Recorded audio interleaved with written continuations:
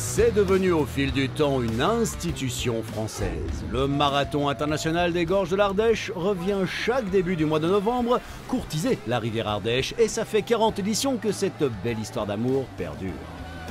En résumé, depuis 1985, les canoës et kayaks mono et biplace sont conviés, les pirogues, embarcations multiples et les stand-up paddle qui les ont progressivement rejoints, tous venus des quatre coins du monde.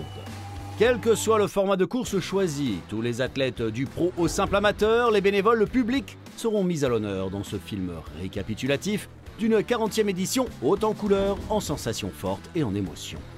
Des instants visuellement extraordinaires à travers les gorges et la réserve naturelle d'Ardèche, une trentaine de kilomètres qu'il faut parcourir pour rallier la ligne d'arrivée en mode compétition pure ou en mode détendu, voire carnavalesque. Tous les styles, tous les plaisirs de l'eau vive sont dans cet événement unique. Pour cette édition exceptionnelle, un parrain et une marraine ardéchois de haut niveau ont été choisis pour souffler les 40 bougies. En Ardèche, déjà, le kayak, c'est un gros sport, comme un sport national. Hein. Et au jeu, j'avais du coup le dossard 7. J'étais super fière de ça. Les Ardéchois ont toujours été là pour moi, à m'envoyer des messages, m'encourager, tout ça. Et c'est une bonne manière de les remercier du coup d'être marraine de ce marathon et de pouvoir être ici, d'échanger, partager. Et c'est vraiment un classique dans le canoë-kayak et qui regroupe du coup sur une magnifique rivière. En fait, plusieurs disciplines. Il y a des descendeurs, marathoniens, mais il y a aussi des gens qui font du kayak pour le plaisir. Et voilà, c'est vraiment un partage autour d'une course un peu mythique, on va dire. Alors être parrain du marathon, c'est la deuxième année que ça m'arrive. Je l'avais été en 2004, juste après les Jeux d'Athènes. Il y a 40 ans, c'était le premier marathon de l'Ardèche. Moi j'étais sûrement au bord de l'eau parce que j'avais 4 ans. Mon père a été organisateur pendant les 30 premières éditions, donc pendant 30 ans. J'entendais parler du marathon très régulièrement à la maison. C'était quand même un grand sujet de conversation et une passion qui était intense dans la famille. Ça représente une super aventure, quel que soit l'âge auquel on descend. C'est un environnement qui est préservé, qui est fantastique, donc on se régale en général. C'est pas n'importe où, les gorges de l'Ardèche, 30 km de gorge, c'est une zone complètement naturelle. Donc il y a quand même un engagement de la part des compétiteurs, parce qu'on part pour 30 km sans retour, quoi. La sortie, c'est la rivière. C'est un paysage qui est grandiose et il n'y a que quand vous êtes au fond de la rivière que vous vous apercevez que ce paysage est grandiose. Là, au fond de la rivière, on est tout petit, quoi. On est le petit poisson et on regarde ça là-haut. Et puis il faut s'en sortir. Une fois qu'on est rentré, il faut en sortir. C'est un plaisir de descendre ça, tout le monde en groupe, quoi. C'est le marathon de Paris, c'est le marathon de New York pour nous, le marathon de l'Ardèche. On vient de loin pour participer à cet événement hors norme. La région Auvergne-Rhône-Alpes regorge de lieux emblématiques pour la pratique sportive. Certaines viennent même plusieurs fois par an profiter des rivières et des montagnes. Je pratique aussi le ski alpinisme, donc je viens dans la région aussi pour la Pyramenta depuis des années. En 6 mois, je viens donc 2 fois chez vous. Pour moi, c'est la plus grande course en matière de kayak. Venir ici, c'est participer à une course immanquable et je suis ravi de venir la faire chaque année.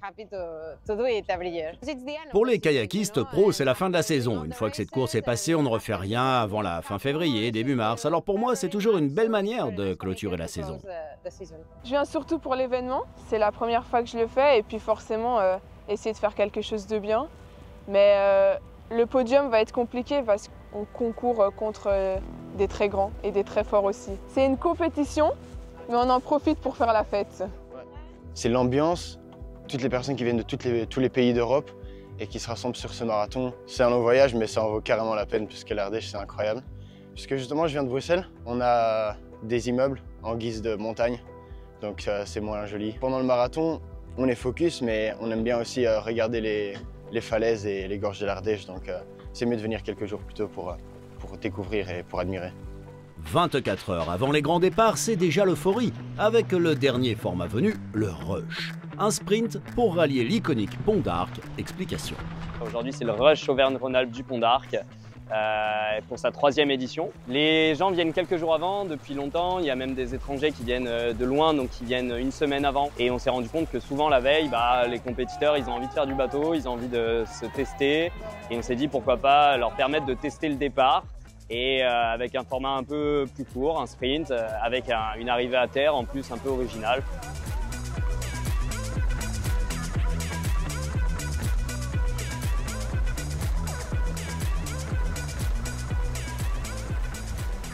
C'était surtout le fait de faire partager à nos jeunes licenciés qui ne pouvaient pas encore, vu leur âge, se lancer sur la grande course, de venir participer tout de suite sur le marathon en venant faire un sprint en disant ah bah tiens, aujourd'hui je cours, j'ai 4 km contre un Quentin Bonnetin qui est du club mais qui est quand même double champion du monde de descente. Là aussi ils peuvent se dire bah, nous on commence à rentrer sur le marathon à 13-14 ans, c'est sympa quoi.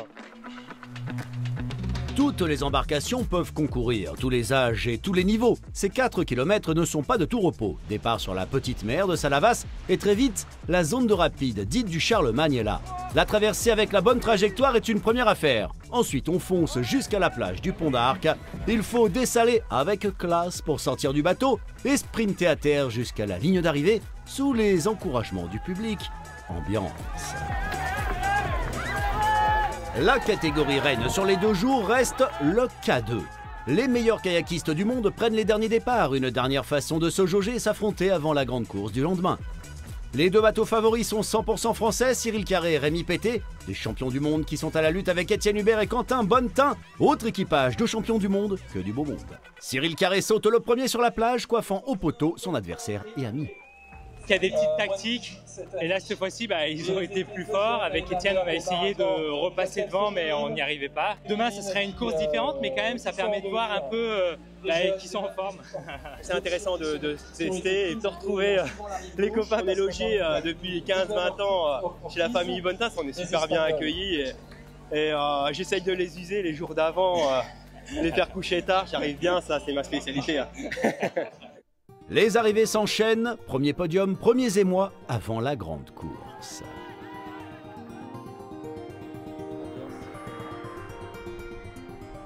C'est le grand jour du marathon. Un doux coton de brouillard habille le Pont d'Arc, lieu du premier départ du jour prévu pour 9 h du matin. Les fans de SUP, le stand-up paddle, se préparent. On est venu faire le marathon de Gorges de l'Ardèche en paddle. Et c'est des collègues qui m'ont offert les dossards. Et du coup, j'ai entraîné mon copain dedans. Bon, on m'a traîné. De toute façon, j'avais pas trop le choix. J'avais pas mon mot à dire. Et là, du coup, je sais pas comment ça va être avec les rapides. J'ai jamais pris de rapide, mais j'espère qu'il y aura plein de caméras dans l'eau parce qu'il y aura plein de moments très drôles, quoi.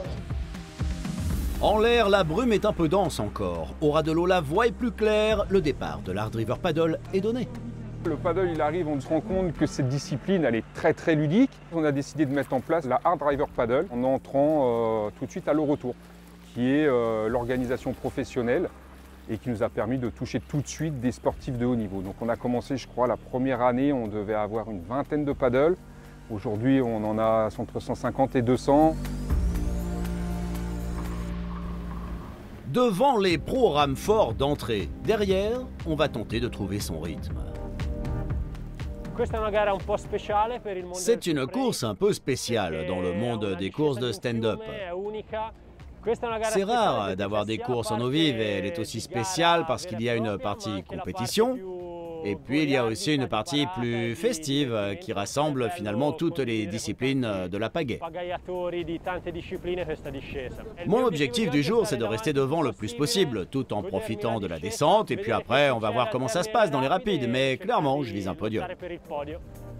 En pro, la moindre chute peut conduire à perdre la course. L'Italien Paolo Marconi affronte Michael Fargier. Quand le transalpin chute, le Français tient et prend quelque peu le large. À ce niveau, il va être difficile de reprendre le nouveau meneur.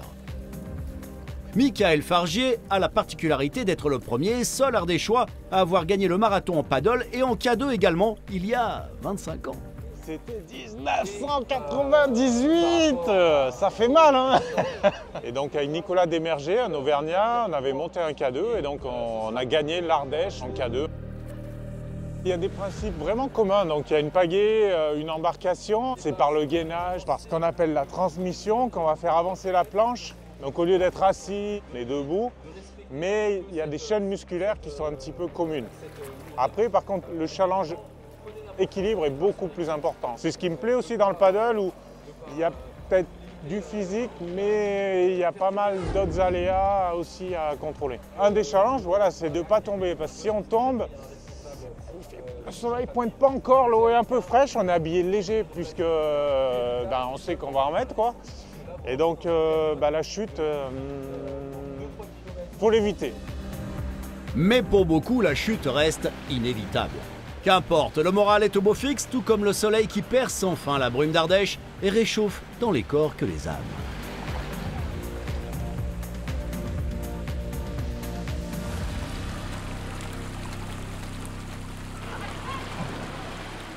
Et si vraiment un petit coup de mou se fait sentir après tant de passages à l'eau, des dizaines de bénévoles attentionnés sont présents sur l'eau et sur les ravitaillements, comme celui de Gournier, là pour épauler tous les engagés de la journée.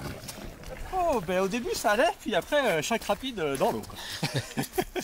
Même à genoux, des fois, ça passe pas.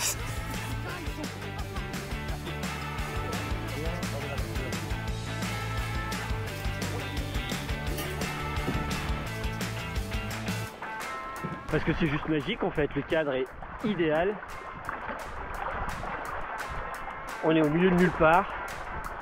On se laisse porter par le courant. À l'avant, Michael Fargier l'emporte après 2019 et 23, c'est sa 3e victoire. Paolo Marconi est second, comme en 2022. J'ai fait quelques erreurs dans les rapides, j'ai pas réussi à reprendre Michael, qui est parfait sur la lecture des trajectoires en rivière. Mais l'essentiel, c'est que je me suis bien amusé, et c'est toujours magnifique, ce marathon des gorges de l'Ardèche. Côté dames, Suzac Molinero, l'Espagnol, l'emporte, c'est sa 2e Hard River Paddle. Je suis venu avec toute ma famille, je gagne, Paolo, mon mari, lui est second. J'ai adoré la course, les rapides sont dingues. C'est ma 2e fois ici, alors je suis contente de l'emporter à nouveau.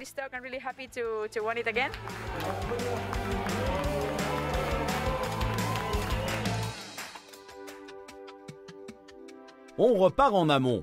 La plage du Pont d'Arc est en effervescence, car les athlètes du Challenge et son carnaval nautique, fait d'embarcations à multiples pagayeurs et pagayeuses, se préparent à se mettre à l'eau 1 heure après les paddles.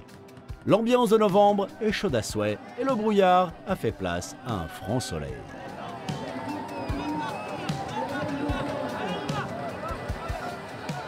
On vient déguiser parce qu'on a envie de créer un peu une cohésion. Et puis donc on a passé plus de temps à choisir le thème qu'à vraiment s'organiser. Et puis voilà, là on a choisi le thème mignon, donc on est toutes déguisées en jaune. Le bateau, on a essayé de faire un bateau déjà 100% féminin. Et puis avec des filles d'équipe de France. J'ai jamais navigué sur l'Ardèche, donc c'est mon baptême de l'Ardèche. Mais je navigue avec des filles qui ont l'habitude et donc ça me fait pas peur et je pense que ça va être fun. Au milieu de cette joyeuse foule, l'équipage des jeunes gens ayant créé le marathon des gorges il y a 40 ans s'apprête à défier les flots. Un chouette moment pour elles et eux qui, durant ces années, ont dû vivre la fête en coulisses et pas au cœur du peloton. On va faire un équipage, un C7, un canoë de 7 places avec tous les organisateurs du début.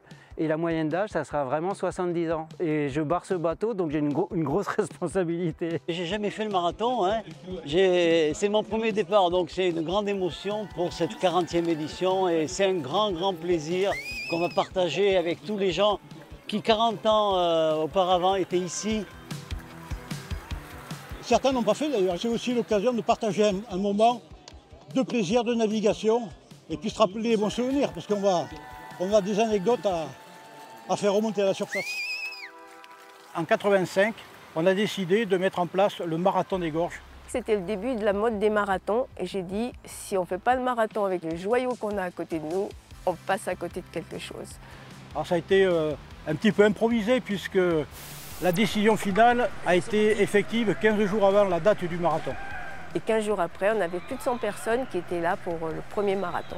On peut dire que la première édition en 85 s'est déroulée de façon originale. Avec Claude Péchier, donc on était les chronométreurs, donc on avait des chronos manuels. On a déclenché les chronos au Pont d'Arc et on a donc parcouru les gorges le plus vite qu'on a pu pour arriver avant les premiers, bien sûr. Et avec ma Dauphine, j'avais une Dauphine à l'époque, ou une R8 peut-être, on est parti à Saint-Martin d'Ardèche pour prendre les chronos d'arrivée. Il m'a dit, tu te rends compte, Claude, si on était tombé en panne, on n'aurait jamais fait de deuxième marathon. On a eu quelques kayaks biplaces, c'était déjà les prototypes à l'époque. Voilà. Mais ce n'est pas un kayak biplace qui a gagné, c'est quand même un kayak monoplace, puisque c'est Claude Bénézy qui a été le premier vainqueur de l'édition 85. Meilleur français, champion du monde, Bénézy. Organiser une telle affaire en novembre, qui n'est pas la période la plus chaude, il fallait l'oser, ils et elles l'ont fait. Mais pourquoi cette période au fait? J'étais président du club, mais j'avais une profession à côté, qui était donc œnologue. Lui, en fait, il n'était pas libre entre les vendanges et puis son travail, il ne pouvait pas être libre avant la mi-novembre. Et donc on a dit, ben, c'est pas grave, on va le faire à la mi-novembre. Alors on s'est aperçu en plus que ça fait un tabac parce que c'est la période, on rentre dans la période hivernale où tous les athlètes font de l'endurance. Faire la rivière à cette époque-là, ça veut dire qu'il n'y avait personne, on avait la rivière à nous. Toutes les courses officielles étaient terminées, dans toutes les catégories du canoë-kayak, la course en ligne, le slalom ou la descente. Et donc tout le monde était disponible, donc on a eu du monde. Et puis le monde s'est intensifié d'année en année. Des départs devenus intenses à voir, intenses à vivre.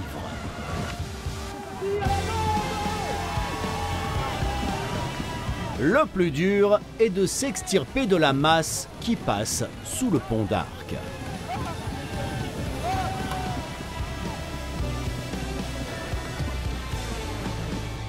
Ensuite, une longue cohorte se forme et part pour 28 km endiablés où tout peut arriver.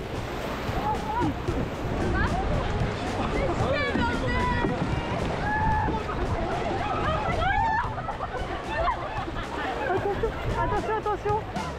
Il y a dans ces catégories des embarcations incroyables aux équipages de marins d'eau douce studieux, tels les pirogues polynésiennes et autres C9 qui barrent et rament avec l'aisance de l'expérience. Et d'autres venus avec une habitude moindre et des trajectoires qui s'en ressentent. Mais qu'importe l'embarcation, pourvu qu'on ait l'ivresse de la navigation en eau vive. Cette course dite du Challenge a rejoint le Marathon des Gorges en 1989, faite pour les groupes de copains. Il y a un classement par catégorie bien sûr, encore que le trophée le plus disputé reste le concours du plus beau déguisement. Cette course est ouverte à tous et toutes, athlètes, para-athlètes, confirmés ou débutants. C'est le challenge le plus open de ce marathon international des Gorges de l'Ardèche.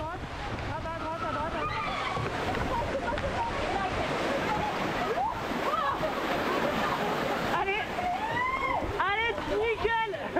On n'a même pas vu le danger. Allez. Nous allons abandonner en chanson nos équipages colorés qui désormais traversent la réserve naturelle des Gorges de l'Ardèche, un site naturel et préservé, créé il y a 45 ans.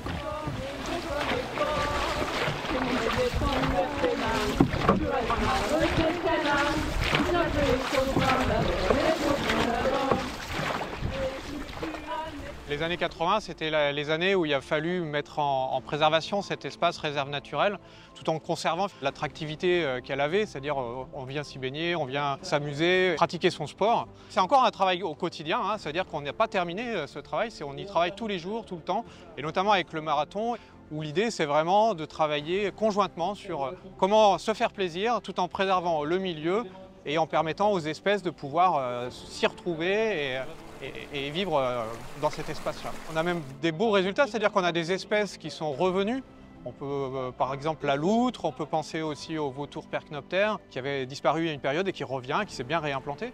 Nous, on est fiers d'avoir un site de baignade de plus de 100 km sur l'eau parce que la qualité de l'eau pour se baigner, elle est bonne de la source au Rhône. Aujourd'hui, on fait un sport qui est le canoë-kayak, mais on est aussi empreint de grandes valeurs par rapport à la biodiversité et de dire à un moment, on pratique, mais on fait attention à ce territoire et à cet enjeu de l'eau qui est exceptionnel. Direction le dernier site de lancement du jour. La foule des C1, C2, K1 et surtout K2, la catégorie reine ici, se prépare à prendre le départ. Une armada de bateaux mono ou biplaces constelle le site de la petite mer de Salavas.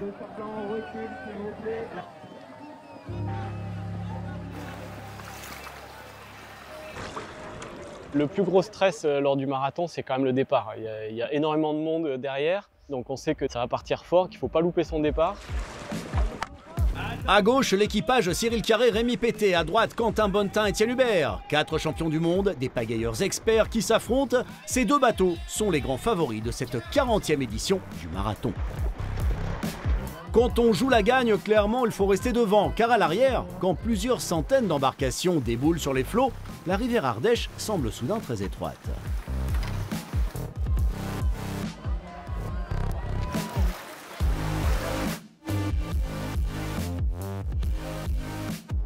Ça part très très fort et c'est vrai qu'on arrive plutôt vite au Rapide des Branches et ensuite au Charlemagne. Et il ne faut pas louper sa trajectoire parce que ça peut être la fin de la course. Donc il y a la difficulté de la rivière, mais il y a la difficulté aussi des autres pagayeurs qui veulent tous prendre la meilleure trajectoire. Donc il faut s'imposer un petit peu. Le Charlemagne, c'est la première zone de rapide après le départ. Il faut avoir la bonne lecture de l'eau, savoir choisir la ligne idéale pour s'en extirper au mieux.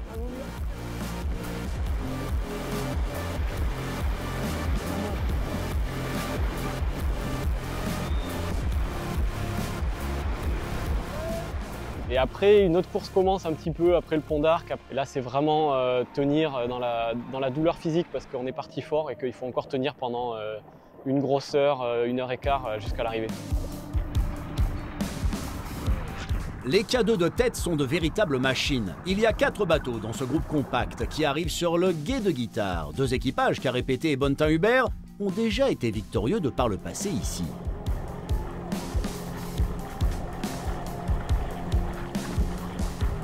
C'est vrai qu'au début, donc, on a navigué en paquet, on était sur plutôt la stratégie de Quentin et Étienne, avec quelque chose, un rythme posé, mais des grosses accélérations où il faisait un peu galérer tout le monde dans les vagues. Et c'est vrai qu'à chaque passage, quand vous êtes devant, il y a moyen d'imposer un petit peu votre trajectoire et les autres, ils prennent ce qui reste. Et là, ça crée un peu d'usure. En fait, Quentin et Étienne, ils ont fait comme l'année dernière. Ils ont voulu se poser devant et accélérer dans tous les rapides. Et ça met en difficulté les bateaux qui sont derrière, c'est ce qu'ils ont fait. Et nous, peut-être on s'affolait un tout petit peu à ne pas se placer comme il faut dans les vagues, à être à contre-temps. Du coup, ça entraîne des placements de bateaux avec des pointes qui sont trop ancrées. Et à un moment donné, on s'est posé, on s'est calmé, on a commencé à plus communiquer ensemble. Et il fallait à un moment donné pas forcément se battre à chaque accélération, mais juste bien naviguer, pas s'affoler. Et à un moment donné, voilà, c'était notre tour et on est passé devant.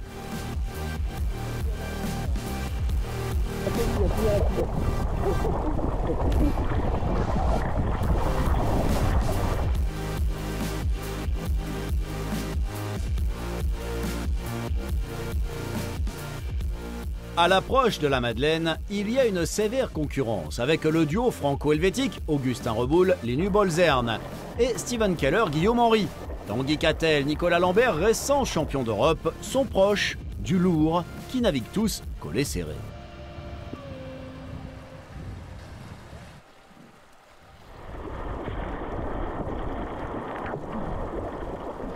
En cas de dames, c'est le duo belge Hermine Peters, Lise Brooks qui mène les débats.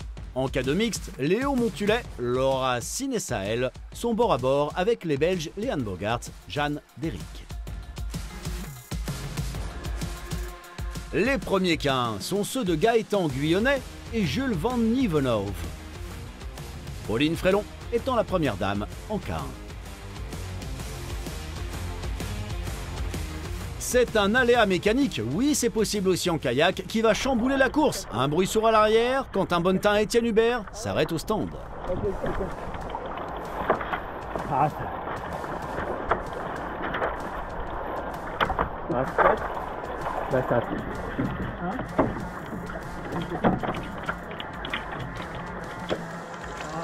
Bon ben, on n'aurait jamais réussi à...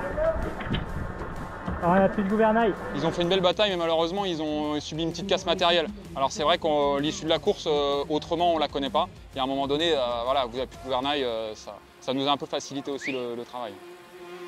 Direction la victoire pour Cyril Carré et Rémi Pété qui sortent largement en tête des gorges et attaquent le plat final à Saint-Martin d'Ardèche. Devant le bateau de Steven Keller, Guillaume Henry, troisième, Augustin Reboul, Linu Bolzern vont compléter le podium de cette 40e édition.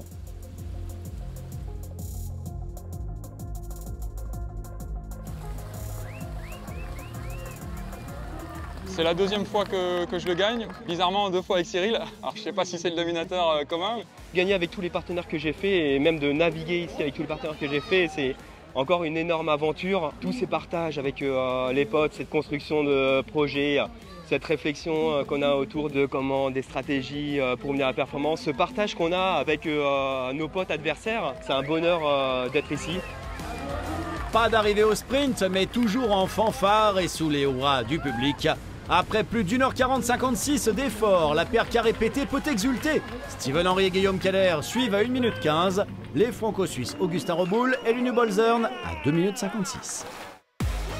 En cas de dames, les Belges Hermine Peters et Liz Brooks s'imposent en 1h51-37. J'adore venir ici, j'adore cette course, peu importe sur quelle catégorie on s'aligne, c'est toujours incroyable. Pour moi, ça fait 10 ans que je pratique l'eau vive, je commence à avoir une certaine expérience. Ça fait longtemps que je pratique, mais j'ai pris encore beaucoup de plaisir. C'est difficile, mais fun.